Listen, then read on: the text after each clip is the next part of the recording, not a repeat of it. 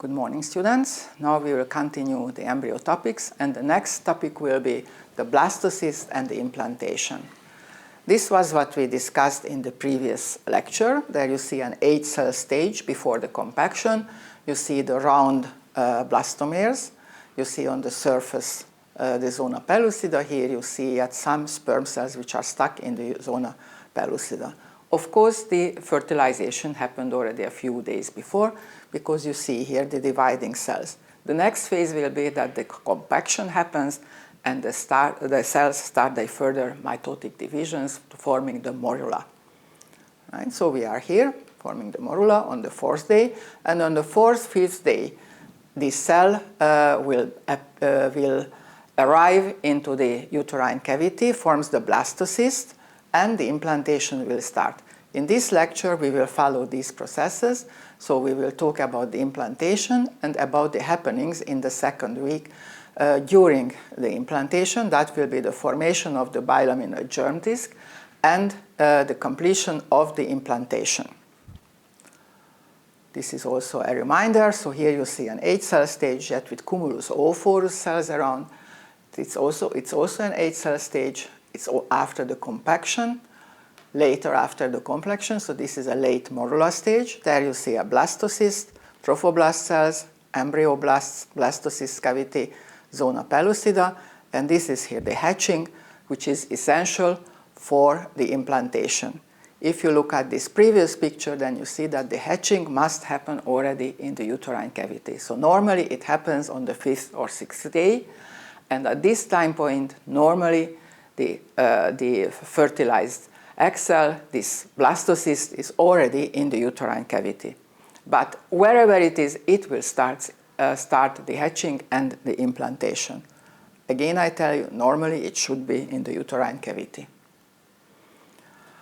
The hatched blastocyst will grow processes on the embryonal pole, so the trophoblast cells grow here processes, and with these processes they penetrate into the uterine mucosa. The traditional description is that the blastocyst melts into the uterine mucosa like hot iron ball into the butter. So this describes very well as it sinks into the uterine mucosa. And these cells, these trophoblast cells, are very important because at this stage they start to produce the so-called HCG, human chorion gonadotropin. This human chorion gonadotropin has a very similar effect to LH. What did we tell about LH? That LH will induce the ovulation on the 14th day, and the level of the LH will keep the yellow body until almost the end of the normal cycle. Then the LH secretion will start to decline, but at this time point, so we are about 8-10 days after the fertilization, at this time point the trophoblast cells will start to produce HCG, which has a similar effect like the LH. It will continue to act on the yellow body, keeps the yellow body. With it keeps also the progesterone synthesis, and the uterine mucosa is not shed. This HCG is very important also for that we can do pregnancy tests with it. Right? So the pregnancy test nowadays, you can buy it for a little money in any drugstore, and anybody can do a pregnancy test at home. This wasn't that simple all the time. First, women just knew that they were pregnant. Right? And then came the possibility for biological tests. For a long time, with frogs, these biological tests were made. So the male frogs, they ejaculated when they were given the urine of the pregnant woman. The urine of the pregnant woman contained the HCG, which had a similar effect like LH, and that caused ejaculation in the male frogs. But it wasn't that sensitive, that method, and it was also quite complicated. So nowadays, things got much more simple. You just get this little stick, you pee on it, and you know whether you are pregnant or not. These sticks are very similar for all immunological reaction, like you see it today also with the COVID test. They look similar to a pregnancy test. Of course, the antigen-antibody reaction is different in this test stripe if it's positive. Okay, so we are there that it starts its implantation and the HCG secretion starts, and on the surface we have these trophoblast cells. Here you see that the blastocyst starts to penetrate into the uterine mucosa. What are the normal sites of the implantation? Normally it's the anterior or posterior wall of the uterus. This is a picture that you must recognize also in this semester, although the anatomy of the lesser pelvis we will learn in detail only in the second semester. So that's the symphysis. Here you have the sacrum. Inlet of the lesser pelvis would be around this line. And here behind the symphysis there is the bladder, the uterus, and behind the uterus there is the rectum. The uterus is about an 8 centimeter long organ. It's like a pear, but it's flattened. So it has an anterior and a posterior wall. It has a thick muscular wall, and it has a narrow cavity. If you do a frontal cut of the uterus, then it kind of like appears in like a triangle. The normal site is the anterior or posterior wall of the uterus. But if there is something wrong, then abnormal implantation sites may be present. What are the possibilities? First thing is that the ovulated egg cell gets fertilized on the surface of the ovary, and because the ovary has quite a good blood supply, there is a small chance for getting implanted there. Usually it dies off after a few weeks and it resorbs. It's also a possibility that the egg cell does not get into the uterine tube, but it's lost somewhere in the peritoneal cavity. Then it may be implanted onto the peritoneum, or in this case it's also the peritoneum, but this is a special niche here behind the uterus, the recto-uterine or Douglas pouch. And it may happen that it implants here. Usually it doesn't develop too much longer. It will also die off because the circumstances, the arterial supply is not optimal for building up a placenta, a functional placenta. The greater problem is if it gets into the uterine tube, but it doesn't travel fast enough. Why doesn't it travel fast enough? There may be former inflammations in the uterine tube, so the kinociliar movement may be damaged, or with the inflammation it may happen that there are niches in the uterine tube from where this oocyte cannot get out. It's trapped in a dead end pouch. So there are several reasons why it cannot pass through, and the uterine tube is a good site for implantation. You might have seen this slide on the third week with iron hematoxylin staining from the uterine tube. You saw the epithelium on the surface, but if you examine that slide, then you also see that there are lots of blood vessels underneath. So in the uterine tube, there is a nutritional fluid which is needed because along this strip, this fertilized oocyte, the modula has to be fed also. So the surrounding is optimal. In the wall, there are plenty of blood vessels.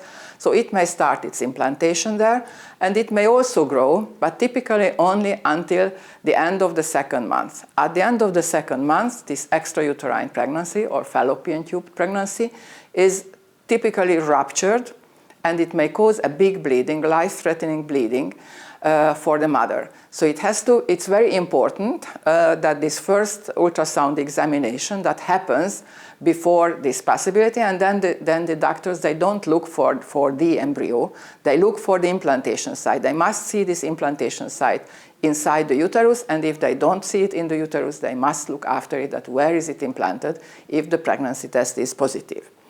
Okay, so this is here a dangerous territory.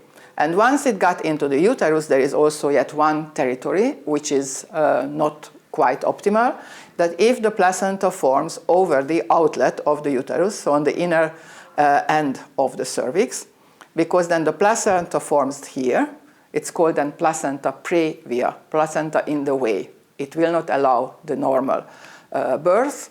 If the normal birth starts here, then the placenta may get ruptured and it may cause a big bleeding, and it's threatening also the life of the baby and also the life of the mother. Luckily enough, nowadays this is not a thing what is detected, normally not detected at the time of the start of birth, but it's detected already earlier with ultrasound. So the mothers can be treated accordingly, cared accordingly, and if needed, cesarean section may be performed. So then now let's follow what happens with our blastocyst, which gets then implanted into the uterine mucosa. So this is here the blastocyst. There you see the uterine mucosa around it. Originally there was a cell-rich connective tissue, which we call a spinocellular connective tissue.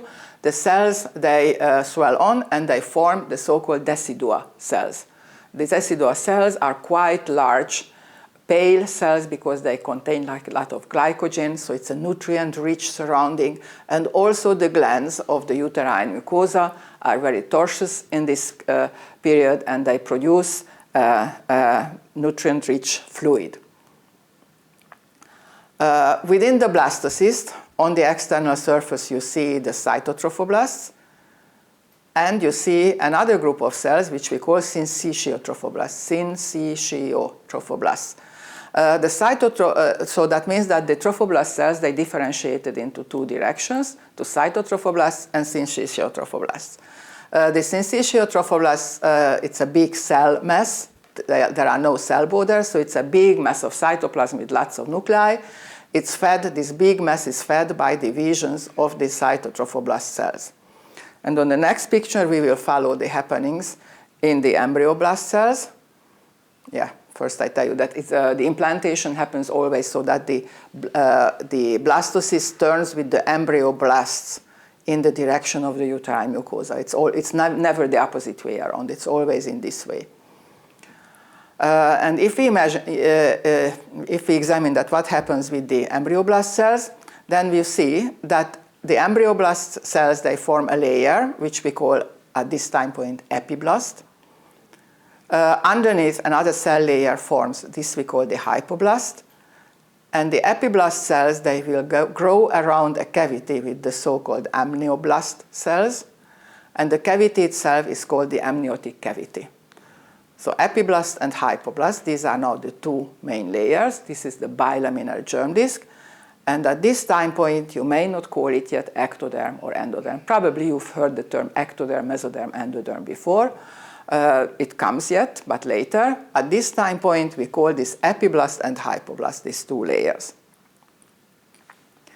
On the 9th day after the fertilization, so that means that we are around the 23rd, 24th day of the cycle, this blastocyst is fully embedded already. On the surface, only a fibrin coagulum marks the spot where it was implanted. And at this time point, it may happen that a small bleeding accompanies the implantation. And sometimes mothers may think that, okay, I had an early menstruation and it was weaker than the usual menstruation. So with this, without the pregnancy tests, earlier there was sometimes a shift in judging the size of the pregnancy because the mothers didn't report it well that when the last menstruation was. And also, what else you see here, that on this surface, which is here now dark green, the syncytiotrophoblasts, they have lacunae, holes. You see, always the same thing happens. If you have a big mass of cells with no blood supply, then after one point, when this big cell mass is already quite big, then holes will appear inside this big mass of tissue. Here also, lacunae. Right? Why are these important? Because they give a bigger surface for diffusion. At this point, yet with diffusion, the blastocyst is, or the bilaminar germ disk baby, is fed through all these layers. Right? And without the lacunae, you have only this surface. If you have lacunae, then first these nutrient-rich fluids, they may sneak into these lacunae, and the big inner surface of the lacunae gives a better possibility for diffusion. Now a small animation will come to summarize what you know till now, and some new things will be also added. So this would be the epiblast layer, amniotic cavity, amnioblasts, hypoblast layer. Around it you have the cytotrophoblasts, and the outermost layer is the syncytiotrophoblasts. In the syncytial trophoblast, the lacunae will appear. The hypoblast will grow also around the cavity, and this will be the primary yolk sac. Then both the epiblast and the hypoblast, they contribute to a new type of tissue, the extraembryonic mesoderm. In the extraembryonic mesoderm, you get again holes. These holes, they have a tendency to fuse with each other, plus here the secondary yolk sac will form and the exosomic cyst will pinch off. Then this mesoderm will get compacted centrally, and you will have one layer which is over the amnion. So this is the central extraembryonic mesoderm somatopleural layer, and you have a similar layer around the yolk sac, central extraembryonic mesoderm splanchnopleural layer. There is the peripheral mesoderm, and there is the connecting stalk mesoderm. All these red territories belong to the extraembryonic mesoderm. Okay, so let's review it now. I know that you cannot follow it, so now there will be also marking. So until now, it should be clear that we have epiblast, hypoblast, amnioblast, cytotrophoblast, syncytial trophoblast, lacunae. Then the secondary, the primary or primitive yolk sac will form. So this is the primary or primitive yolk sac. The extraembryonic mesoderm will form. Within the extraembryonic mesoderm, holes will appear. They tend to fuse with each other. The secondary yolk sac forms, and the primitive or primary yolk sac will pinch off like the exosomic cyst. These cavities here, as they fuse, they are called the extraembryonic coelom. The term coelom means body cavity. Extraembryonic, outside the body of the baby, a cavity. This extraembryonic mesoderm will get condensed around these central structures that we will call the central mesoderm. And this layer, which covers the amnion, that's the somatopleura. And the layer that covers the yolk sac, that's the splanchnopleura. On the periphery, as it gets condensed, that's the peripheral mesoderm. And the two are connected with each other with the connecting stalk mesoderm. And to the lacunae, at the end of the second week, vessels will break in. So until then, it's only interstitial fluid what fills these lacunae. But from the end of the second week, maternal blood vessels will fill these lacunae. And this is the start, the first step in the development, in the direction of the development of the placenta. So that's what we have now at the end of the second week. In the surrounding, we have rich maternal sinusoids, blood vessels. There are here the lacunae in the syncytial trophoblast. The uteroplacental circulation starts. Right? There is no circulation yet within the embryo. In the surrounding, we have the decidual reaction everywhere. Here you have the epiblast layer, the hypoblast layer, amniotic cavity, amnioblasts, yolk sac, and the wall of the yolk sac. These gray territories are here the central mesoderm, connecting stalk mesoderm, and this layer is first called the peripheral mesoderm. Soon it will be called the chorionic mesoderm, and together with the trophoblast cells, they form the chorionic plate. You also see here the exosomic cyst as it is pinched off. And at the end of the second week, the bilaminar germ disc, consisting of the epiblast and the hypoblast, the diameter of it's about 0.2 millimeter. That's about 200 micrometers. Right? This upper layer, which always it is closer to the uterine mucosa, that's the epiblast.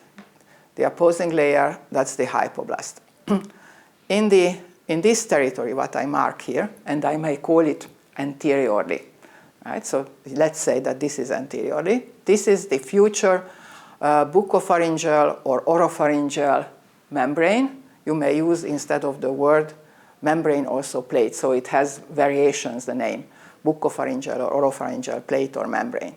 So here in this region, the hypoblast cells are taller and they are closely attached to the epiblast cells. This will remain like this also when we get later the trilaminar germ. This disc will mark the territory.